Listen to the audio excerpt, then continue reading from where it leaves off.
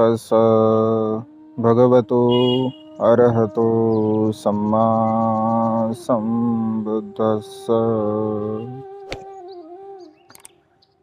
विश्ववंदनीय विश्वशांतीदूत प्रज्ञाशील समाधीचे उद्गाता महान करुणावान करुणेचा सागर तथागत सम्यक संबुद्ध, ज्या तथागतांनी संपूर्ण मनुष्य प्राण्यांच्या हितासाठी, सुखासाठी आणि कल्याणासाठी ज्या सद्धम्माची निर्मिती केली, असा सद्धम्म, त्या सद्धम्माचा सातत्याने प्रचार आणि प्रसार करणारा सदा पूजनीय भिक्खू संघ, बुद्ध धम्म आणि संघ या महान तीन रत्नाचे आम्हा सर्वांना माहिती करून देणारे, आम्हा सर्वांचा आधारस्तंभ, भारतीय घटनेचे शिल्पकार, परमपिता बोधिसत्व गुणपेतांग डॉक्टर बाबासाहेब आंबेडकर यांच्या धम्मक्रांतीमध्ये संपूर्ण जीवन समर्पित करतो। आज आपणा सर्वांच्या हितासाठी, सुखासाठी आणि कल्याणासाठी अत्यंत महत्त्वपूर्ण असा उपदेश या ठिकाणी देण्याचा प्रयत्न करतो। भगवंतांच्या सद्धम्मामध्ये वेगवेगळ्या प्रकारच्या भिक्षूंना भगवंताने स्थान दिलेलं आहे असं आपण बघत असतो। जसं सारिपुत्त महामोग्गलान अग्रश्रावक होते, आनंद बहुश्रुत होते, अगदी तशाच प्रकारे महाकाश्यप नावाचे अत्यंत विद्वान, अत्यंत ज्ञानी, अत्यंत पंडित असे भिक्षू, ज्यांना संतुष्ट भिक्षूमध्ये भगवंताने अग्रस्थान दिलं होतं। पासुकुलिक चिवर धारण करण्यामध्ये भगवंताने त्यांना अग्रस्थान दिलं होतं। उपासक उपासिकांचे प्रिय म्हणून सुद्धा भगवंतांनी त्यांना अग्रस्थान दिलं होतं। म्हणजे अशा प्रकारे विविध सद्गुणाने परिपूर्ण असं ज्यांचं जीवन होतं, ज्यांचं जीवनचरित्र होतं, असे म्हणजे महाकाश्यप भंते यांच्याबद्दल आज आपण आजच्या या देशनेमध्ये श्रवण करणार आहोत। खरं तर महाकाश्यप भंतेजी यांचं जीवनचरित्र फार कमी लोकांना माहिती आहे।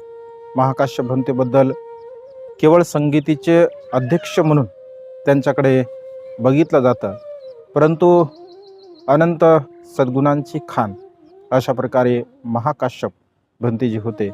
तर आज या देशनेमध्ये एक आदर्शवत जीवन ज्यांनी जगलं, जे की बुद्धाचे अत्यंत प्रिय होते, अत्यंत जवळचे होते, अशा प्रकारच्या महाकाश्यप महास्थवीरांच्या संदर्भामध्ये आज आपण बघणार आहोत। महास्थवीर महाकाश्यप यांचा जन्म राजगृह या ठिकाणी झाला होता, जे की राजगृह तर पवित्र असं शहर होतं आपण बघतो।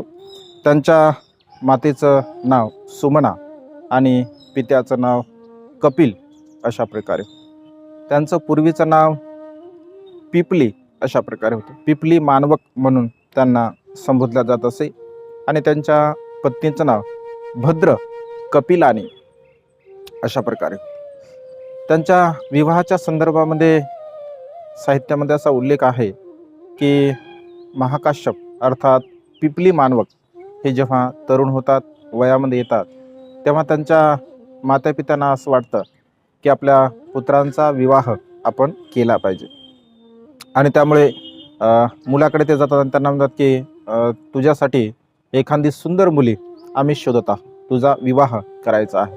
तेव्हा पिपली मानवक म्हणतो की मला विवाह करायचा नाही आहे, मला या संसारामध्ये गुंतून राहायचं नाही आहे, मला या संसारातून पूर्णपणे दुःखमुक्त व्हायचं आहे, मला प्रवर्जित बनायचं आहे, अशा प्रकारे स्पष्ट पिपली त्या ठिकाणी सांगत असतो। परंतु मातापिता त्यांना म्हणतात की बाळ, तू जर विवाह केला नाही तर आपला कुळ कसा चालेल, आपल्या कुळाचा उद्धार कसा होईल, आणि त्यामुळे तुला विवाह करावाच लागेल। अशा प्रकारे मातापित्यांच्या आग्रहाला तो नाकारू शकला नाही आणि मग त्याने युक्ती सुचवली। एक अत्यंत सुंदर अशी सुवर्ण काराकडून एक सुंदर सोन्याची मूर्ती त्यांनी बनवली आणि सुंदर सोन्याची मूर्ती बनवल्यानंतर तो आपल्या मातापित्यांना म्हणाला की या सुंदर मूर्ती समान जर एखादी सुंदर मुलगी मिळाली तर निश्चितपणे मी विवाह करेल। त्याच्या मागे त्याचा उद्देश असा होता की ही जी मूर्ती आहे ती आपण आपल्या कल्पनेतून बनवली, ठीक आहे ना, आपल्या विचारातून बनवली, आणि आपल्या विचारातून बनवलेली मूर्ती या जगामध्ये असणं शक्य नाही आहे असं त्याला वाटतं. परंतु माता पिता जेव्हा मूर्ती समान मुलगी शोधण्यासाठी जेव्हा निघतात, तर त्या मूर्तीपेक्षाही अत्यंत सुंदर अशा प्रकारची एक मुलगी त्यांना मिळत असते, जिचं नाव भद्र कपिलानी अशा प्रकारे होतं. आणि जेव्हा भद्र कपिलानीच्या मातेपित्यांनी इकडे तिला विचारलं की तुझा विवाह करायचा आहे, बघा तिची सुद्धा तशाच प्रकारची इच्छा होती की संसारामध्ये गुंतायचं नाही, संसारामध्ये रममाण व्हायचं नाही, आणि तिला सुद्धा म्हणजे लग्न विवाह करायचा नसतो. तर ती सुद्धा अत्यंत समान विचाराची असते. म्हणजे ज्याप्रमाणे काश्यपभंतेजी अर्थात पिपली मानवक ज्या विचाराचे असतात, अगदी त्याच विचाराची भद्र कपिलानी सुद्धा असते. म्हणजे दोघांचे विचार किती समान असतात. भगवंत असे म्हणतात की या संसारामध्ये समान विचाराचे मनुष्य मिळणं, समान विचाराचे पती पत्नी मिळणं अत्यंत दुर्लभ अशी गोष्ट आहे, अत्यंत दुर्लभ आहे. आणि पिपली आणि भद्र कपिलानी हे समान विचाराचे होते. एकमेकांच्या द्वारा ते एकमेकांना संदेश पाठवतात की तुमच्यासाठी आपण दुसरी एखादी म्हणजे वधू शोधा. अशा प्रकारे भद्र कपिलानी त्यांना संदेश पाठवते. पिपली सुद्धा तिला संदेश पाठवतो की तू तुझ्यासाठी दुसऱ्या वराचा तू चयन कर. तर या दोघांचे एकमेकांचे जे संदेश असतात ते परिवार घेतात, आणि परिवार म्हणतात की हे दोघेही लहान आहे, बाळ आहेत, त्यांना काही समजत नाही, आणि एकमेकांच्या प्रती प्रेमाचे ते संदेश पाठवत असतात. अशा पद्धतीने पिपली आणि भद्र कपिलानी या दोघांचा सुद्धा विवाह होत असतो. विवाह झाल्यानंतर विवाहाच्या दुसऱ्या दिवशी मध्यरात्री जेव्हा ते दोघंही एकत्र येत असतात, तर ते विचार विनिमय करतात, चर्चा करतात, वार्तालाप करतात, आणि ते म्हणतात की या संसाराच्या प्रती माझ्या मनामध्ये, पिपली म्हणतो की संसाराच्या प्रती माझ्या मनामध्ये कुठल्याही प्रकारची आसक्ती नाही आहे, मला या संसारामध्ये रममाण व्हायचंच नाही आहे. माझ्या मातापित्यांच्या इच्छेला अनुसरून मी हा विवाह केलेला आहे. अगदी त्याच विचाराची भद्र कपिलानी सुद्धा असते. ती म्हणते की स्वामी, मला सुद्धा या संसारामध्ये रममाण व्हायचं नाही आहे, मला सुद्धा या संसारामध्ये गुंतायचं नाही आहे, आणि मला सुद्धा एकांतपणे चांगल्या प्रकारचं सुखपूर्वक असं जीवन जगायचं आहे. बघा किती समान विचाराचे. म्हणजे विवाह झाल्यानंतर दुसऱ्या दिवशी अशा प्रकारे ते गोष्टी करतात. आणि मग आपल्या मातापित्यांना शंका येऊ नये, त्यांना दुःख होऊ नये या दृष्टिकोनातून ते विचार विनिमय करतात आणि म्हणतात आपण एकाच ठिकाणी दोघांनी सुद्धा झोपायचं, परंतु आपल्या दोघांच्या मध्ये एक फुलांची माळ आपण ठेवायची. ज्यांच्याकडून ती फुलाची माळ सुकेल असं गृहीत धरायचं की त्यांच्या चित्तामध्ये, त्यांच्या मनामध्ये कामभाव, कामविकार उत्पन्न झाला आहे. आणि खरोखर बघा ते तसंच करतात. जेव्हा सोबत झोपत असतात तर दोघांच्या मधोमध एक फुलांची माळ ते दररोज ठेवत असतात. आणि आश्चर्याची गोष्ट म्हणजे अशी की दोघांच्याही चित्तामध्ये एक तीळ मात्र अंश सुद्धा कुठल्याही प्रकारचा कामविकार, कामभाव उत्पन्न होत नसतो. म्हणजे एवढे सिलवान, एवढे त्यागी, ब्रह्मचर्याचं पालन कसं करावं, ब्रह्मचर्या किती सुदृढ म्हणजे कशा प्रकारची असावी, कशी मजबूत असावी, अधिष्ठान किती मजबूत असावं, यावरून हे आपल्याला लक्षामध्ये येऊ शकते. किती आश्चर्याची गोष्ट आहे, साधी गोष्ट आहे का? एकत्र पती पत्नी असताना सुद्धा म्हणजे अशा प्रकारे केवळ शुद्ध परिशुद्ध ब्रह्मचर्याचं आचरण करणे, अनुसरण करणे किती महान अशी गोष्ट आहे. परंतु पिपली आणि भद्र कपिलानी ह्या दोघंही जेवढं आयुष्य म्हणजे संसारामध्ये जेवढं ते जीवन जगतात, अगदी तेवढंही जीवन दोघंही ब्रह्मचर्याचं आचरण करत असतात. आणि मग शेवटी त्या दोघांचेही काही वर्षानंतर मातापिता मृत्यूला प्राप्त होत असतात. आणि मातापिता मृत्यूला प्राप्त झाल्यानंतर मग ते विचार करतात की या संसारामध्ये आता आपल्याला रममाण व्हायचं नाही आहे. पिपलीकडे खूप सारी शेती असते. एक वेळेस ते शेतीवरती जातात आणि शेतीवरती गेल्यानंतर शेतीवरती नांगरणी चालू असते. नांगरणी करत असताना त्या जमिनीतून किडे वर येत असतात आणि किडे वर आले का पुन्हा वर आकाशामध्ये सुद्धा काही पक्षी असतात, ते किडे उडत असताना त्या पक्ष्यांना ते खात असतात. आणि अशा प्रकारे सेवकाला ते विचारतात. तर सेवक म्हणतात की यामध्ये काय विशेष आहे? हा निसर्गाचा नियम आहे. किडे जिवंत किडे आहेत, त्याला दुसरे किडे खात आहेत. एकमेकावरती एकमेक आश्रित आहे, प्रत्येक जण एकमेकावरती आश्रित आहे. आणि अशा प्रकारचं चिंतन करत असता मनन करत असताना पिपली म्हणतो की याला मी दोषी आहे की ना, हा दोष माझा आहे, कारण मी माझी शेती नांगरत आहे. शेती नांगरत असल्यामुळे ते जमिनीतले किडे वर येत आहेत आणि पक्षी त्याला खात आहेत. याचं दोष, याचं पाप मला लागत आहे आणि अशा प्रकारचं पाप कर्म करणं उचित नाही आहे. बघा, अशा प्रकारचा विचार त्यांच्या चित्तामध्ये येतो.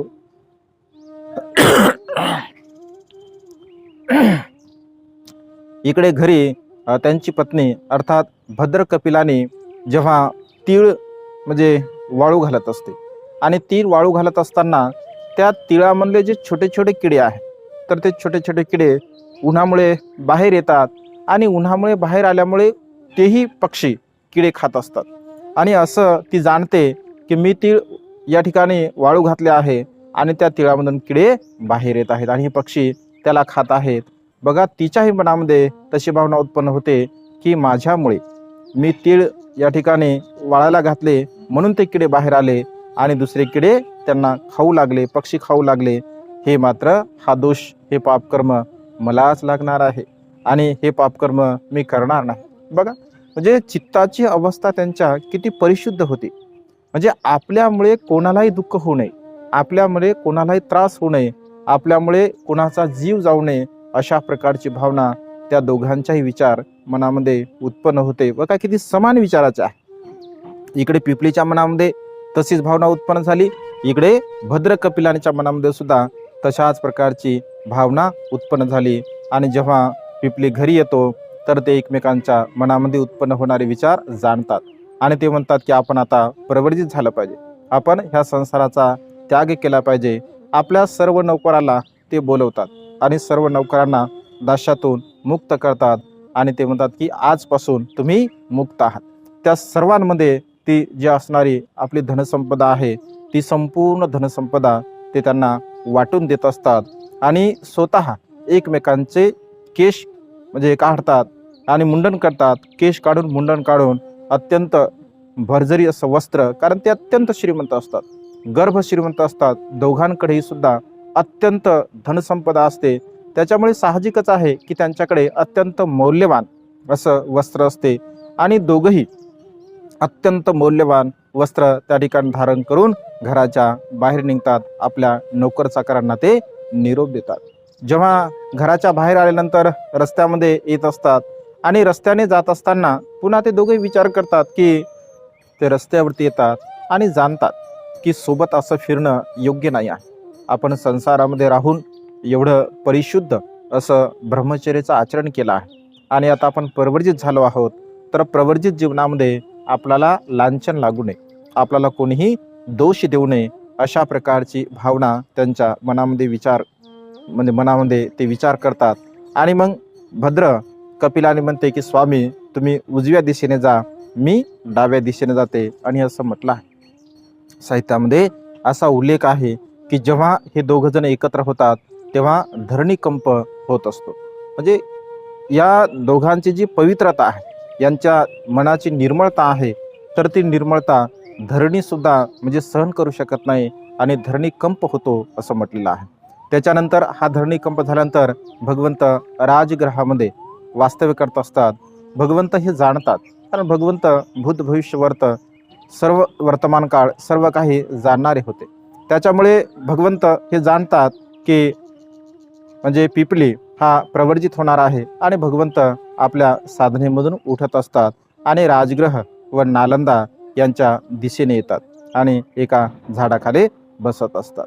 जेव्हा पिपली भगवंताला बघतो आणि भगवंताला बघितल्यानंतर भगवंताची जी चर्या आहे ती अत्यंत प्रसन्न असते, अत्यंत प्रमुदित असते, अत्यंत आनंदी असते आणि तो विचार करतो की या जगामध्ये जे अनंत आहे, किंवा अरहंतापैकी एक आहे जे सम्यक संबुद्ध आहे, तर ते हेच असायला पाहिजे आणि ते त्यांच्याकडे जात असतात, त्यांना प्रणाम करतात, वंदन करतात आणि वंदन केल्यानंतर भगवंत त्यांना 3 गोष्टींचा उपदेश देतात आणि त्यांना भगवंत उपदेश करत असतात. आणि उपदेश करत असताना भगवंत असे म्हणतात की या संसारामध्ये आपण जीवन जगत असताना जे लहान असतील, मोठे असतील, मध्यम असतील, या सर्वांचा आपण आदर केला पाहिजे, सत्कार केला पाहिजे, सन्मान केला पाहिजे. कारण प्रत्येकाच्या प्रती आपल्या मनामध्ये सन्मानाची भावना असली पाहिजे. अशा प्रकारे भगवंत त्यांना उपदेश करतात. त्याच्यानंतर म्हणतात भगवंत, धम्म हा सर्वांच्या हिताचा आहे, सर्वांच्या सुखाचा आहे, सर्वांच्या कल्याणाचा आहे आणि त्यामुळे धम्माला आपण अनुसरण केलं पाहिजे, धम्माचं आपण आचरण केलं पाहिजे, धम्माचं आपण पालन केलं पाहिजे. का?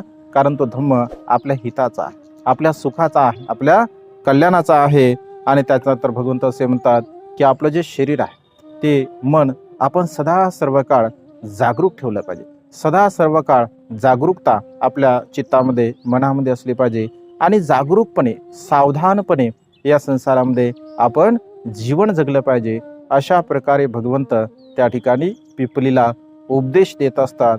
आणि पिपलीला उपदेश दिल्यानंतर तो त्या ठिकाणी भगवंताला विनंती करतो, भगवान मला प्रवर्जित करा, भगवान मला उपसंपदा द्या.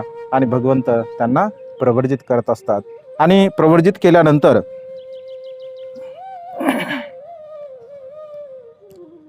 भगवंत त्यांना प्रवर्जित करतात. आणि प्रवर्जित केल्यानंतर भगवंत त्यांना राजगृहाकडे घेऊन जात असतात. राजगृहाकडे जात असताना भगवंत वाटेमध्ये एका झाडाखाली म्हणजे बसत असतात. आणि बसण्याच्या उद्देशाने मग पिपली त्या ठिकाणी असं म्हटलं आहे की जेव्हा भगवंत त्यांना प्रवर्जित देतात तर महाकाश्यप अशा प्रकारे त्यांचं नाम विधान होत असते. महाकाश्यप नाव का पडलं, कशा प्रकारचं पडलं, तर त्यांचं गोत्र कोशिक होतं असं म्हटलं आहे. गोत्र कोशिक असल्यामुळे त्यांचं महाकाश्यप असं नाव पडलं. अशा प्रकारची एक आख्यायिका आहे. महाकाश्यप यांच्या नावाचा अन्य काही इतिहास आपल्याला पाहायला मिळत नाही, परंतु त्यांचं गोत्र कोशिक असल्यामुळे त्यांना महाकाश्यप असं म्हटलं आहे, असं साहित्यामध्ये उल्लेख आहे. तर मग महाकाश्यपकडे असणारं जे काही वस्त्र आहे तर ते वस्त्र जमिनीवरती ते टाकत असतात. आणि भगवंताला म्हणते, भगवान आपण याच्यावरती बसावे. जेव्हा भगवंत त्या वस्त्रावरती बसतात तर बसल्यानंतर भगवंत त्याच्यावरती हात फिरवतात. ते अत्यंत मौल्यवान असते, अत्यंत सुमूत असते, अत्यंत मऊ असते. तेव्हा भगवंत असे म्हणतात की काश्यप, तुझी संघाटी, तुझं उत्तरासंग अत्यंत मऊ आहे, अत्यंत चांगल्या प्रकारचा आहे. ते हुशार असतात, बुद्धिवान असतात, ते जाणतात की हे आपण भगवंताला दिलं पाहिजे. आणि ते म्हणतात की भगवान आपण याचा स्वीकार करावा.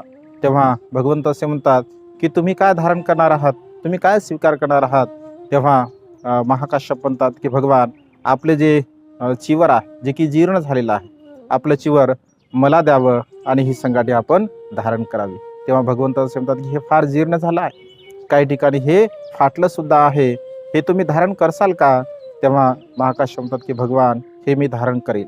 जगातील जेवढे काही मौल्यवान रत्न आहे त्या मौल्यवान रत्नापेक्षाही माझ्यासाठी ते असं अनमोल आहे भगवान, ज्याची तुलना, ज्याचं मूल्य होऊ शकत नाही आणि ते मला द्यावं. अशा प्रकारे भगवंताला तो विनंती करतो. आणि भगवंत आपलं वस्त्र महाकाश्यप भंतेना देत असतात. जगाच्या इतिहासामध्ये, बौद्ध तत्त्वज्ञानामध्ये ही पहिली घटना आहे की भगवंताचं वस्त्र म्हणजे कुणाला तरी मिळालं.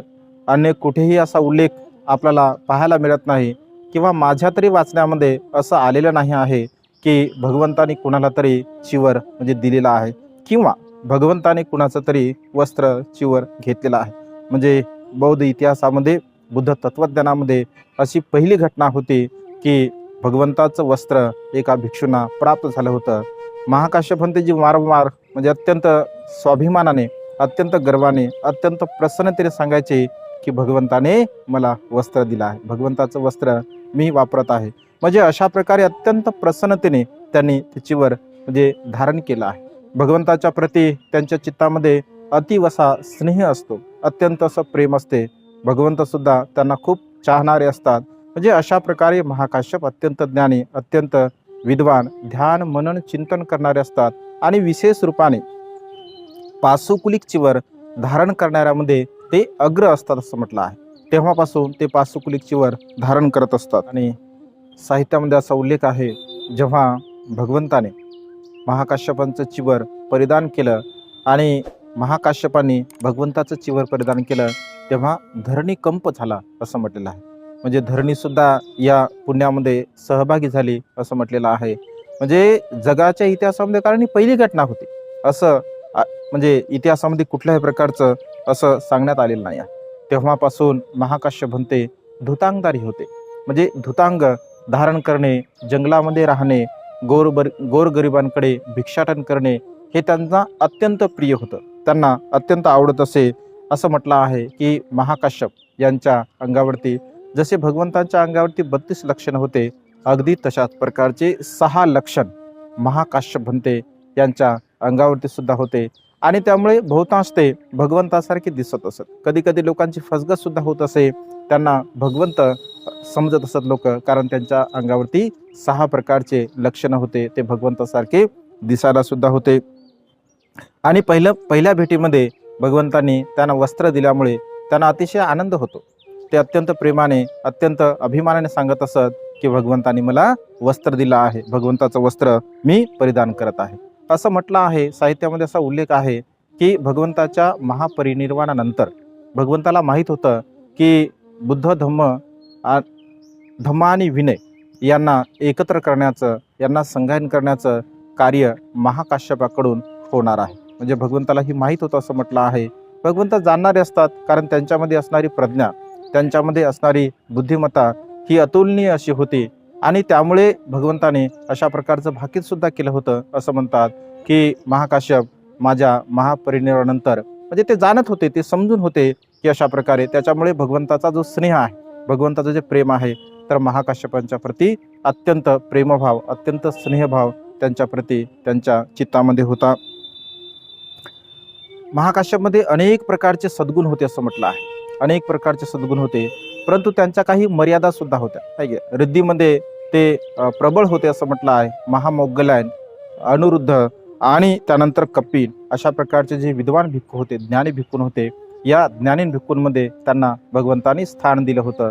परंतु त्यांची काही मर्यादा, काही सीमा सुद्धा होत्या, काही गोष्टी त्यांना माहीत सुद्धा नव्हत्या असं म्हटलं. जसं की महाप्रज्ञावान सारिपुत्त भंते असतात, जसं की ते सर्व गुणसंपन्न असतात, सर्व जाणतात, तशा प्रकारे महाकाश्यप भंतेंना काही गोष्टी, काही मर्यादा सुद्धा होत्या असं म्हटलेलं आहे.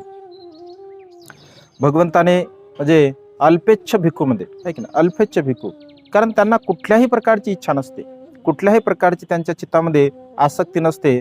म्हणजे कशाही प्रकारचं भोजन मिळू द्या, अगदी साधं भोजन मिळू द्या, वस्त्र कसंही मिळू द्या, आहे की नाही, म्हणजे कोणत्याही प्रकारच्या सुखसुविधा सुद्धा जर वास्तव्य करण्यासाठी एखादी कुटी जर एक साधी असेल तरी सुद्धा त्यांना काहीही वाटत नसेल.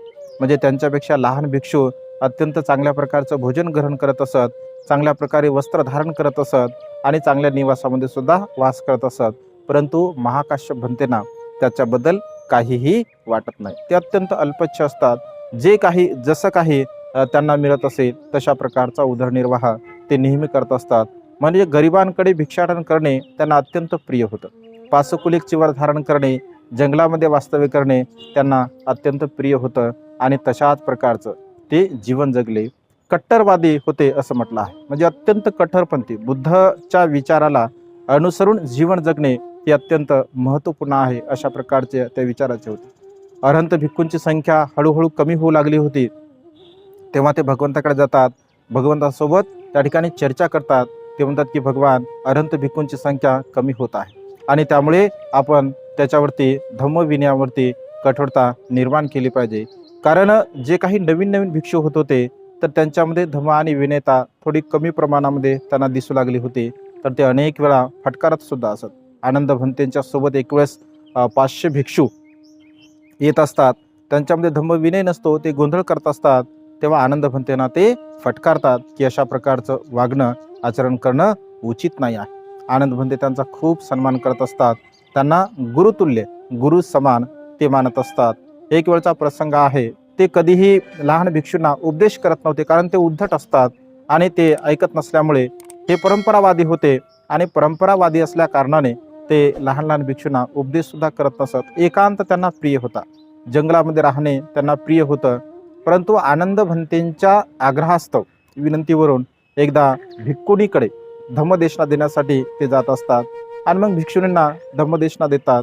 तर त्यामध्ये एक थुल्ल तिस्सा नावाची भिक्खुणी असते. ती त्या ठिकाणी बोलून जाते की आर्य, मेधावी आर्य असताना महाकाश्यपांनी उपदेश करणे म्हणजे एखाद्या सोनाराला सोन्याची पारख करून देण्यासारखा आहे.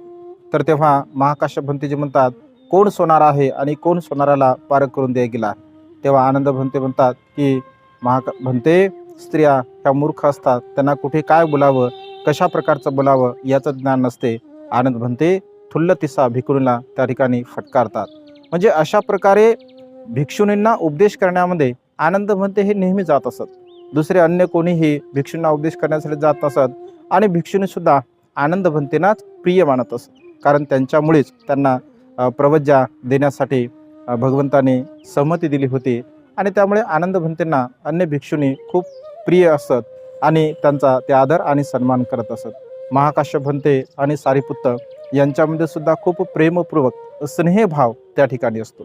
प्रेमपूर्वक ते म्हणजे जीवन जगणारे असतात आणि त्यांच्या प्रती एकमेकांच्या प्रती मनामध्ये खूप आदरभाव सुद्धा असतो. एक वेळे अनेक विषयावरती ते चर्चा सुद्धा वादविवाद सुद्धा करत असत.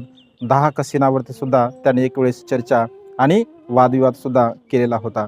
म्हणजे सारिपुत्त भंतेंना सुद्धा महाकाश्यपबद्दल अत्यंत आदर होता. आनंद भंते तर त्यांना गुरु समान म्हणजे मानत होते. महाकाश्यप भंतेजी आनंद भंतेंना फटकारत सुद्धा, म्हणजे चूक जर झाली असेल, कोणी जर चुकलं असेल तर तात्काळ क्षणी त्यांना फटकारत असत. आनंद भंतेची काही जर चूक झाली असेल तर निश्चितपणे त्यांना ते क्षमा करत नसत. उपासकांमध्ये ते अत्यंत प्रिय होते. उपासक त्यांना बघितल्यानंतर अत्यंत प्रसन्न व्हायचे, अत्यंत आनंदी व्हायचे आणि भगवंतांनी त्यांना उपमा दिली होती. म्हणजे चंद्राची उपमा भगवंताने त्यांना दिली होती. ज्याप्रमाणे ढगातून मुक्त झालेला चंद्रमा हा जगाला प्रकाशमान करतो, अगदी तशाच प्रकारे महाकाश्यपांचं चित्त हे चंद्रमाप्रमाणे अत्यंत शीतल आहे, अत्यंत शांत आहे.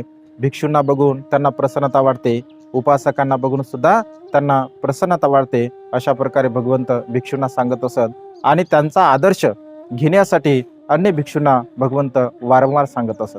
म्हणजे अशा प्रकारचे एवढे महान आणि परिपूर्ण असे महाकाश्यप भंतेजी होते.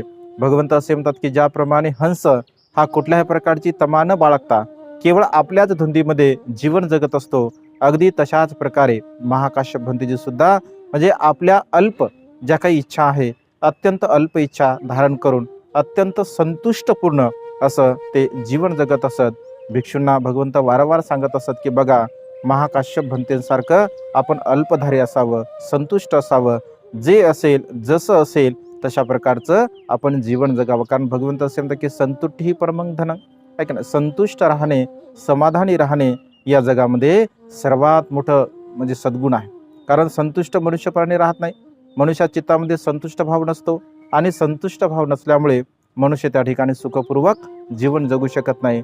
म्हणून संतुष्ट राहणे अत्यंत महत्त्वपूर्ण आहे असं म्हटलेलं आहे.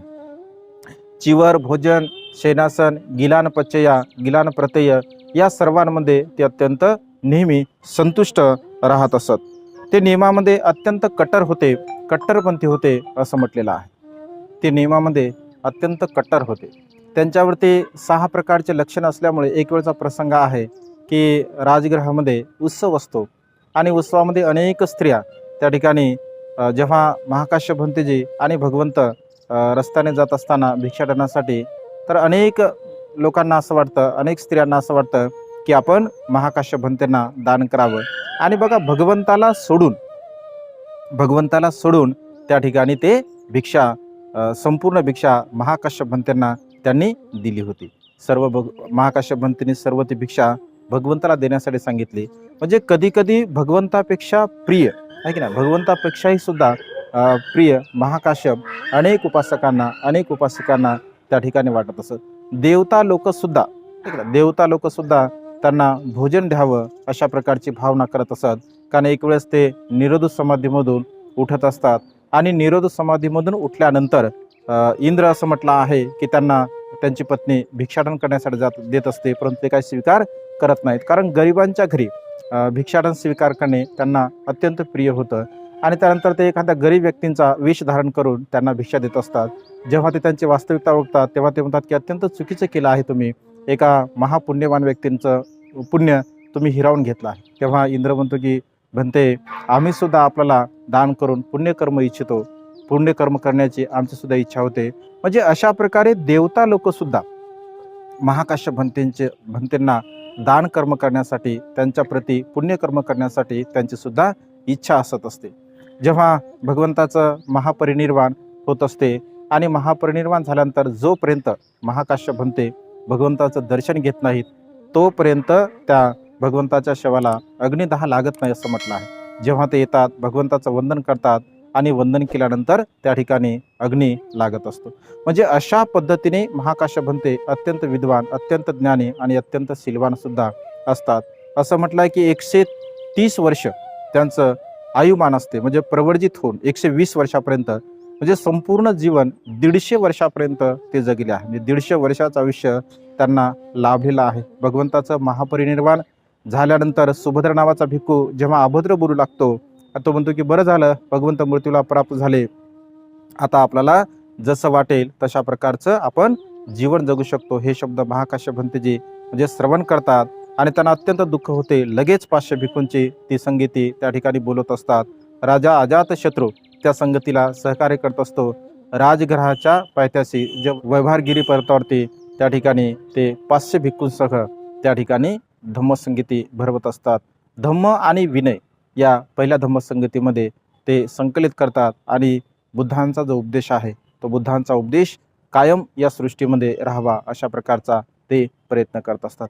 म्हणजे अशा प्रकारे अत्यंत महान, अत्यंत कठोरपंथी, परिवर्तनशीलतावादी ते नव्हते असं म्हटलं आहे. कारण त्या संगतीमध्ये अनंत तर अनेक असतील, परंतु त्या प्रसंगी केवळ 500 भिक्खू उपस्थित होते आणि त्यांचा स्वभाव कट्टरपंथी असल्या कारणाने म्हणजे भगवंताच्या धम्माच्या विनयाच्या व्यतिरिक्त अगदी लहान लहान मोठे जे काही विनय होते, जसं भगवंताने म्हटलं की छोटे छोटे विनय आपण म्हणजे बरखास्त केले पाहिजे, तर महाकाश्यप भंतेजी याला बिलकुल त्यांची सहमती नव्हती, बिलकुल त्यांना त्यांची मान्यता नव्हती.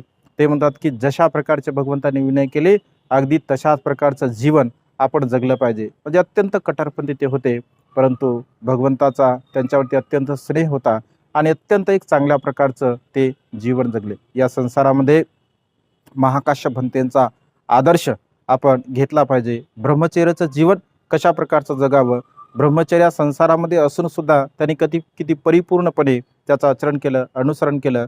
जेव्हा भिक्षू बनले तेव्हा सुद्धा अत्यंत संतुष्ट होते, जे काही मिळेल त्यामध्ये ते संतुष्ट राहत होते. पासुकुलिक धारण करण्यामध्ये भगवंतांनी त्यांना अग्रस्थान दिलं आहे. वृक्ष चिवर धारण करण्यामध्ये त्यांना भगवंतांनी अग्रस्थान दिलं आहे. अल्प भिक्षूंमध्ये सुद्धा भगवंत त्यांना अग्रस्थान देतात. म्हणजे अरण्यवासिक भिक्खूमध्ये सुद्धा भगवंतांनी त्यांना सुद्धा म्हणजे अग्रस्थान दिलं आहे. म्हणजे अशा पद्धतीने अनंत गुणांची खान अशा प्रकारे भंते महाकाश्यप जे होते आणि त्यांचा आदर्श आपण आपल्या जीवनामध्ये घ्यावा आणि त्यानुसार जीवन जगण्याचा प्रयत्न करावा. एवढीच आजच्या या मंगलमय प्रसंगी ही धम्मदेशना देऊन ही छोटीशी धम्मदेशना समाप्त करतो. सर्वांचं मंगल हो, सर्वांचं कल्याण हो, सर्वांना दीर्घायुष्य लाभो.